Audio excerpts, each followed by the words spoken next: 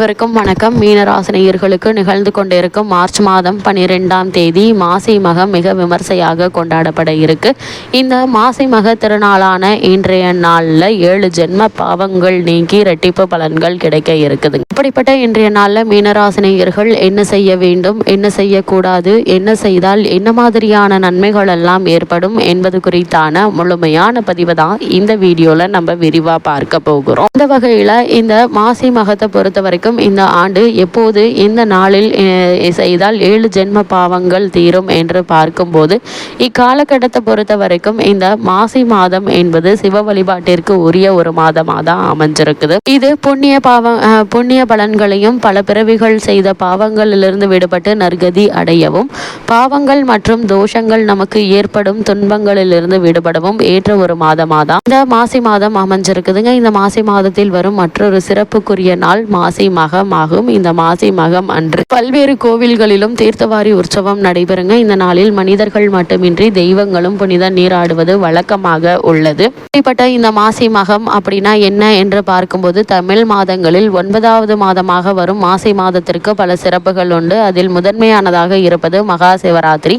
அதைத் தொடர்ந்து மிகவும் சிறப்புக்குரிய புண்ணிய நாளாக கருதப்படுவது மாசி மகம். மாசி மாதத்தில் மகம் நட்சத்திரம் வரும் நாளை மாசி மகம் என கொண்டாடுகிறோம். இது பல்வேறு ஆன்மீக சிறப்புகளை பெற்ற நாள் என்பதோடு பாவங்களை போக்கி அளவில்லாத புண்ணிய பலன்களை தரும் ஒரு மாதமாகவும் அமைஞ்சிருக்குதுங்க. இந்த நாளில் கும்பகோணம் மகாமக குளத்தில் புனித நீராட ஏராளமான பக்தர்கள் குவிவதுண்டு. இந்த இப்படிப்பட்ட மாசி மகத்தினுடைய சிறப்புகள் என்ன என்று பார்க்கும்போது மாசி மாதத்தை கடலாடும் மாதம் என்பார்கள். இந்த மாதத்தில் புண்ணிய நதிகள், கோவில், குளம், கடல் என எங்கு சென்று புனித நீராடினாலும் அது மகத்தான பலனை தருவதுடன் நம்முடைய பல ஜென்ம பாவத்தை போக்கக்கூடியதாகவும், கங்கை நதியை தன்னுடைய பாவத்தை குறைத்து தன்னுடைய புனித தன்மையை மீட்டெடுக்கும் நாள் இந்த மாசி மகம்தான். இந்த நாளில் கங்கை உள்ளிட்ட அனைத்து புண்ணிய நதிகளிலும் கும்பகோணம் மகாமக குளத்தில் எழுந்தருள்வதாக ஐதீகம் உள்ளது. அதனால்தான் இந்த நாளில் நாமும் சென்று நீராடினால் நம்முடைய பாவங்கள் நீங்குவதுடன் கங்கை உள்ளிட்ட புண்ணிய நதிகளில் ஆசி கிடைக்கும் என சொல்லப்படுகிறது. இப்படிப்பட்ட மாசி மகத்தில் நடந்த முக்கிய நிகழ்வுகள்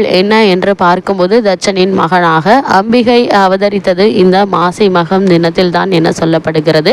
குழந்தை இல்லாத தம்பதிகள் மாசி மகம் அன்று புனித நீராடினால் அவர்களுக்கு புத்திர பேறு கிடைக்கும் என்பது நம்பிக்கை. சிவபெருமான் வருண பகவானுக்கு சாப விமோசனம் அளித்ததும் இதே நாளில்தான் என சொல்லப்படுகிறது. இது சிவபெருமானையும் அம்பிகையும் வழிபடுவதற்கு ஏற்ற நாளாக கருதப்படுகிறது. இந்த நாளில் முன்னோர்களை வழிபட்டு தர்ப்பணம் அளிப்பதும் பல ஜென்ம பாவங்களிலிருந்து விடுதலை கிடைக்க செய்யுங்க. அப்படிப்பட்ட இந்த மாசி மாதத்தில் மாசி மகத்தில் வழிபட வேண்டிய தெய்வங்கள் என்ன என்று பார்க்கும்போது மாசி மகம் அன்று தான் முருகப்பெருமான் தன்னுடைய தந்தையான சிவபெருமானுக்கு பிரணவ மந்திரத்தை உபதேசம் செய்ததாக சொல்லப்படுகிறது. அதேபோல் பாதாள உலகத்திலிருந்து பூமியை பெருமாள் வராக அவதாரம் எடுத்து மீட்டு வந்ததும் மாசி மகம் நாளில்தான். அதனால் இந்த நாளில் சிவபெருமான், அம்பாள், முருகப்பெருமான், அது மட்டுமில்லாமல் முன்னோர்கள், குலதெய்வம் என எந்த தெய்வத்தை வேண்டுமானாலும் வழிபடலாம். மாசி மகம் அன்று விரதம் இருந்து வழிபடுவதால் சகல சௌபாக்கியங்களும் கிடைக்கும் என்பது நம்பிக்கை. அது மட்டுமில்லாமல் இன்றைய நாளில்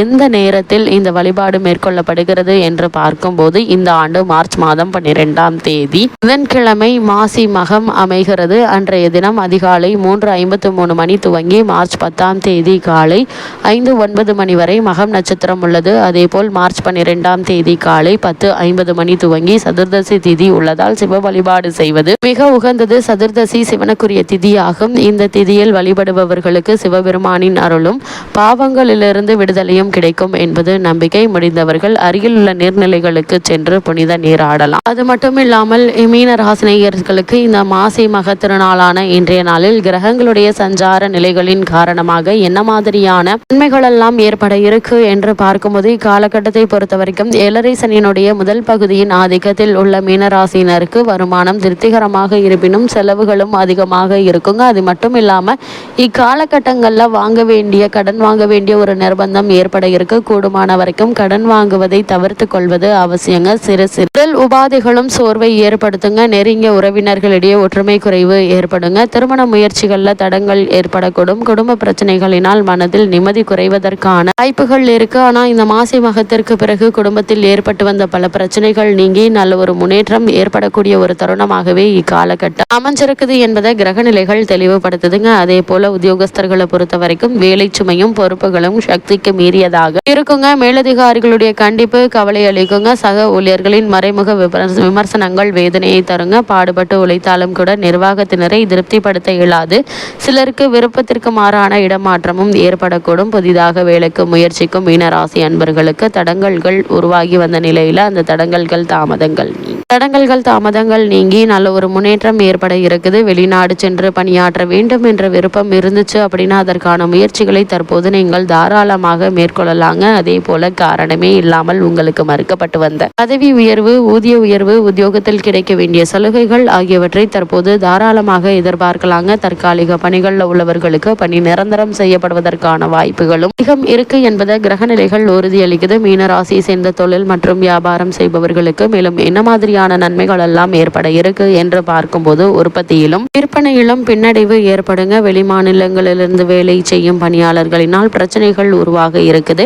நிதி நிறுவனங்களுடைய ஒத்துழைப்பு குறையுங்க. ஏற்றுமதி துறையினருக்கு வெளிநாடுகளிலிருந்து வர வேண்டிய பாக்கிகள் மேலும் தாமதப்படுங்க. அதனால் கூடுமான வரைக்கும் முன்பணம் வாங்கி கொண்டு சரக்குகளை அனுப்புவது மிக மிக நல்லதுங்க. அதே போல இக்காலகட்டங்களில் மூலப்பொருட்களுடைய விலை அதிகரிப்பதற்கான வாய்ப்புகள் இருக்கு. அதனால் சந்தை நிலவரம் அடிக்கடி மாறுவதால் விற்பனை விலையை நிர்ணயிப்பதில் தடுமாற்றமும் குழப்பமும் ஏற்படுங்க. புதிய முதலீடுகளை கண்டிப்பாக தவிர்த்துக்கோங்க. ஏற்றுமதி துறையினர் முன்பணமின்றி சரக்குகளை அனுப்ப வேண்டாம் என்பதை கிரகநிலைகள் உறுதியளிக்குது. அதே போல மீனராசி கலைத்துறையினரை பொறுத்த வரைக்கும் கிரகநிலைகளின்படி சற்று சிரமமான ஒரு காலகட்டம் என்று தாங்க சொல்ல வேண்டும். வாய்ப்புகள் ஓரளவு கிடைப்பதால் வருமானம் குறையுங்க. திட்டமிட்டு செலவு செய்தால் வருத்தப்படாமல் இருக்கலாம் என்பதை கிரகநிலைகள் அறிவுறுத்துதுங்க. ஆடம்பர செலவுகளை கூடுமான வரைக்கும் குறைத்துக் கொள்வது நல்லது. அதே போல அரசியல் துறையினரை பொறுத்த வரைக்கும் 7.5 சனி காலத்தில் நீங்கள் இருப்பதால் பேச்சிலும் செயலிலும் கவனமாக இருப்பது அவசியங்க. பொதுக்கூட்டங்களில் பேசும்போது உணர்ச்சி வசப்படுவதை தவிர்ப்பது நல்லது. அதே போல் மீனராசியை சேர்ந்த மாணவ மாணவியரை பொறுத்த வரைக்கும் பாடங்கள மனதை முழுமையாக செலுத்த இயலாமல் பல எண்ணங்கள் உள்ளத்தை வருத்துங்க. தகாத மாணவர்களுடைய சேர்க்கை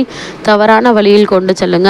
ஜனன கால தசா புக்திகளின் அடிப்படையில் வெளிநாடு சென்று விசேஷ உயர்கல்வி பெறுவதற்கான வாய்ப்புகளும் இருக்கு என்பதை கிரகநிலைகள் மீண்டும் மீண்டும் அறிவுறுத்துது. அதே போல் விவசாயத்துறையினரை பொறுத்த வரைக்கும் விவசாயத்துறை தொடர்புள்ள கிரகங்கள் அனுகூலமாக இல்லைங்க. நீங்கள் பாடுபடும் அளவிற்கு விளைச்சல் இருக்காது. கால்நடைகளுடைய பராமரிப்பில் செலவுகள் பல மடங்கு அதிகரிக்கும். ஆரோக்கிய குறைவினால் ஆடு மாடுகளுக்கு வைத்திய செலவுகள் ஏற்படுங்க. இருந்தாலும் நீங்கள் கடன் வாங்க வேண்டிய நிர்பந்தம் இருக்காது என்பதை கிரகநிலைகள் உறுதியளிக்குது. அதே போல் பெண்மணிகளை பொறுத்த வரைக்கும் 7.5 சனியினுடைய ஆரம்பப்படியில் இருப்பதால் ஆரோக்கியத்தில் கவனமாக இருங்க. சிறு உடல் உபாதை என்றாலும் உடனே மருத்துவரிடம் அணுகி அதற்கான சிகிச்சை எடுத்துக்கொள்வது நல்லது என்பதை கிரகநிலைகள் அறிவுறுத்துது. மீனராசினியர்களை பொறுத்த வரைக்கும் இத்தருணங்கள்ல கிரகநிலைகளின் ரீதியாக கூறப்படும் பரிகாரம் என்ன என்று பார்க்கும்போது வீட்டிற்கு அருகாமையிலுள்ள நதிகளில் அல்லது நீர்நிலைகளில் புனித நீராடுவது எண்ணற்ற நன்மைகளை உங்களுடைய வாழ்வில் ஏற்படுத்தும்.